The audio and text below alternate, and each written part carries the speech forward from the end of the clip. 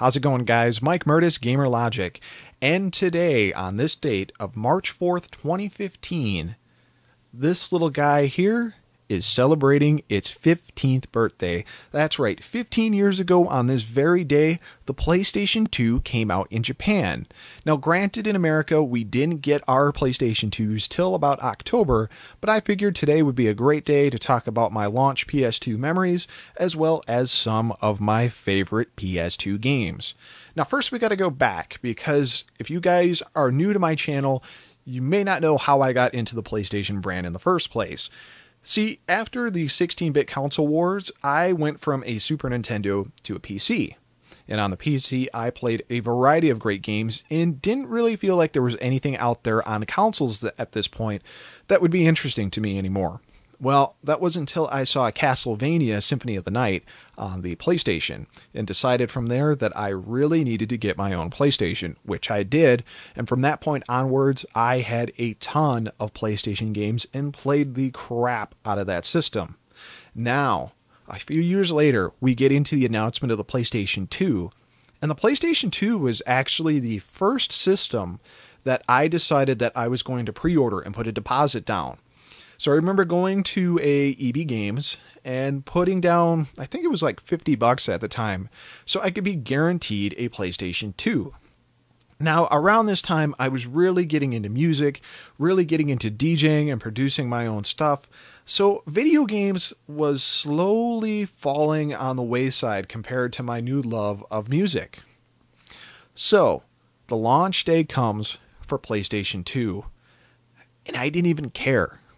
I wasn't interested in the slightest. I actually found out that because my system wasn't paid off in the first place, that you weren't guaranteed a PlayStation 2. You absolutely had to pay it off because they had such a short supply of them that if you didn't pay off the system, well, you weren't going to get one. There were a lot of unhappy people about that. I remember that much. Now, my brother-in-law at the time pre-ordered the PlayStation 2 at the same place and paid off the system completely. He was ready to go.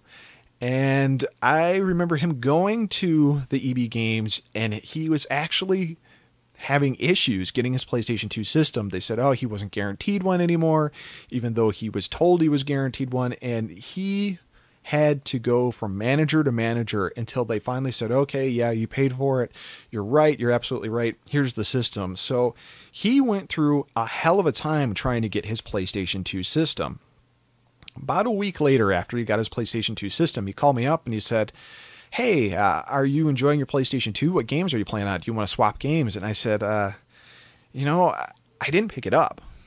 And he was shocked because he knew how into video games I was. And he was like, you didn't pick it up? Well, why not? You know, is it a money thing or something? Did you not have the money? And I was like, you know, I'm kind of interested in the music stuff I'm doing. And I got a new piece of gear. I got a drum machine I'm looking for. So I don't know. It just didn't grab me. And then when I found out you had to have the system paid off, I don't know. I just wasn't really super interested. And he was like, well, I'm working like crazy this week. I'm doing mad overnight. I'm working like a night shift, and I'm not going to have time to play it for like a week.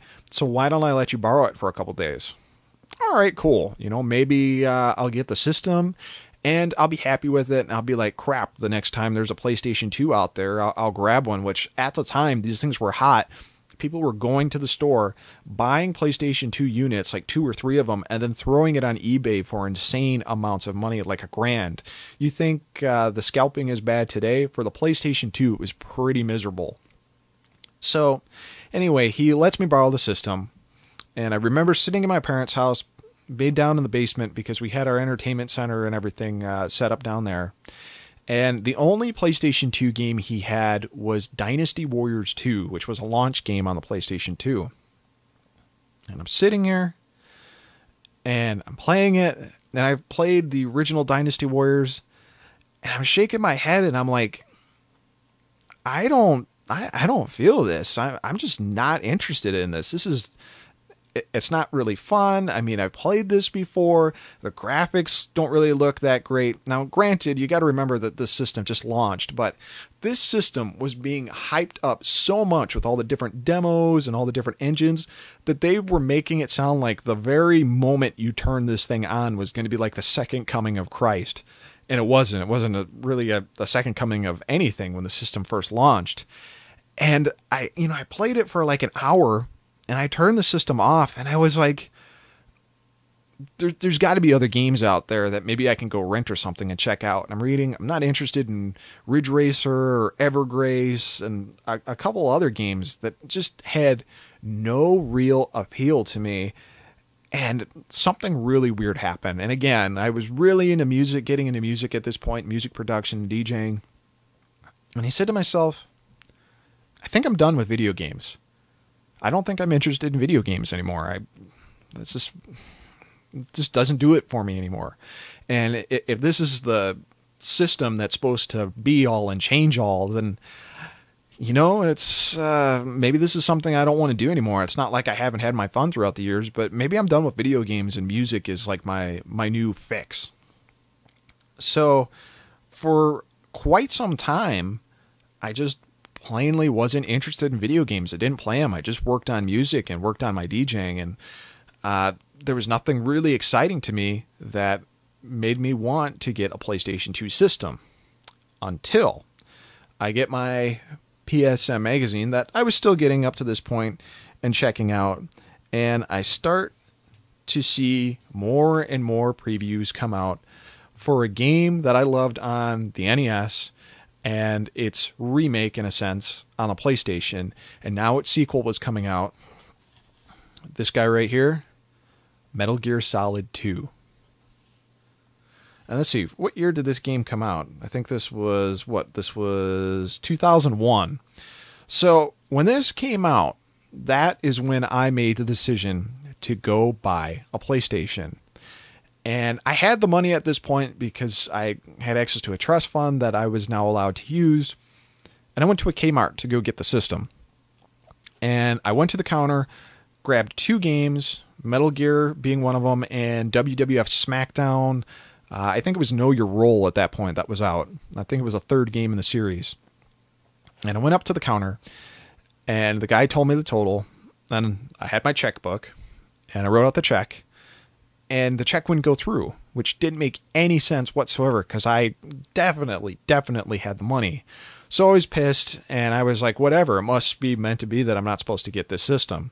So after cooling off a day or two later, making sure I had the money in the account, which I did, I went back there, picked up Metal Gear Solid again, and I picked up SmackDown as well as a PlayStation 2 system and a memory card, as well as a second controller so my little brother could play WWF SmackDown with me. And I bought the system. The check went through this time. And the cashier, who actually went to my school at the time, that was even more embarrassing with the fact that that check bounced or didn't go through. He was like, there was an extra that came with this game. Let me get it for you. And it was a Metal Gear Solid 2 Sons of Liberty t-shirt. And funny enough, and I completely forgot about this till just now, I still have that t-shirt, and it oddly still fits, which is pretty amazing. But that was a little bonus I got for it. And I took the system home, plugged it in, and started playing Metal Gear Solid 2, and started to feel my love for video games yet again. And, a lot of people give Metal Gear Solid 2 crap, but that was the game that brought me back into video games for as weird and wonky as it was. And from that point onward, I enjoyed the PlayStation 2 and a variety of games that came out for it. So let's talk about some of those games, shall we? I mean, Metal Gear Solid 2 speaks for itself, but some of my favorites, and this was actually a launch title, but I just had no interest in playing it at the time, was Tekken Tag Tournament. This was a lot of fun because you had the multiple characters, you could do 1 to 4 players, and it was just kind of the best Tekken characters at the time. It was a lot of fun. Now, this is one that came out a lot later in its life cycle, and this is Yakuza. And Yakuza is a ton of fun. A lot of people say it's a spiritual successor to Shenmue. I have never, ever been a big fan of Shenmue. I thought it was boring as hell. This I liked, and obviously I've played it a lot. I've played the second one. I've played the subsequent sequels on the PlayStation 3, and a great series. Pretty much an undiscovered gem if you have never, ever played it. It doesn't get the popularity it demands. Now, here is one that has a lot of cool memories for me, and that is SOCOM U.S. Navy SEALs. A series that has unfortunately really kind of died on itself. I think the last one that came out for it was on the PlayStation 3. And the amazing thing about SOCOM was, I believe it was the first game that actually made use of this little piece of equipment right here, the broadband adapter, as well as the regular modem. You could plug it into your network, and you were ready to play online with a whole bunch of people. And I don't remember if you could play this cooperatively, or if it was only deathmatch, or maybe it was teams, but it was so much fun. It had the headset with it. This was the precursor pretty much to Xbox Live, even though Phantasy Star Online was doing it on the Dreamcast. This was my first real crack addiction of an online console game, and it was so much fun planning out the strategies, hiding in places, and oh man, lots of good memories of this. One of these days I'm going to have to fire this back up. It's too bad the online support for it probably obviously doesn't exist anymore. This was a really good collection of PlayStation releases as well as arcade releases. And this is Street Fighter Alpha Anthology. The Street Fighter Alpha series is one of my absolute favorite Street Fighter series. I mean, I love the Street Fighter series above all, period. But Alpha is so much fun. Known as Zero in Japan, it has more of an anime look to it. It has a really fun combo system. And this actually had Alpha 2 Gold, which is probably the best Alpha Street Fighter game there is. Just loads of fun. I wish we would have saw something like this come out for the Xbox 360 or the PlayStation 3. I don't know why Capcom doesn't bring back the Alpha series. They really should. This is another great game that kind of brought me back to the PlayStation 2 after going over to the Xbox for a lot of games, and that is Metal Gear Solid 3 Snake Eater. So much fun. The jungle. It was great to play as Snake again. Spent hours and hours and hours on that game because I was in between jobs at the time. So much fun. Final Fantasy X. And to me, this was the last great Final Fantasy game. I never liked 11. I wasn't into 12 at all. And 13, kind of interested to see where the Final Fantasy series is going to go now, but 10 was the last great one. It looked phenomenal, and it was a load of fun to play. So many hours spent on that. Fire Pro Wrestling returns. I was actually shocked that we got this one in the first place, but if you're a fan of professional wrestling, you probably know what the Fire Pro Wrestling games are. Just a lot of fun, a nice alternative to the WWF games. Disaster Report, a very cool destruction-based game where the city's kind of falling apart around you and you're trying to save people. Just so much fun.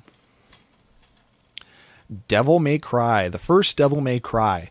This was a PlayStation 2 game that just had so much style to it, you couldn't help but to love it. I love the puzzles, I love the Resident Evil kind of look that it had, as well as kind of a throw to Castlevania in a sense. So much fun. Contra Shattered Soldier. Now, up to this point, the Contra games have been pretty bad. The PlayStation 1 Contra games were not fun at all. This went back to kind of the original style of the Contra games. It was hard as hell, and it was fun, and it had a kick-ass soundtrack. Lots of fun on that one as well. And finally, the game that redefined games for a long time and had everyone playing their PlayStation 2, Grand Theft Auto 3. I'll never forget having a friend come over and play this throughout the night and just experience all the different things you could do with it. So much fun. And I know I've said so much fun about all of these games, but that was the thing. Almost falling out of video games altogether, this system managed to bring me back, and that was thanks to Metal Gear. And there were so many great games on the system. It was pretty awesome. So happy birthday to the PlayStation 2. And I hope you guys share some of your PlayStation 2 memories. And that's all for now. Peace, guys.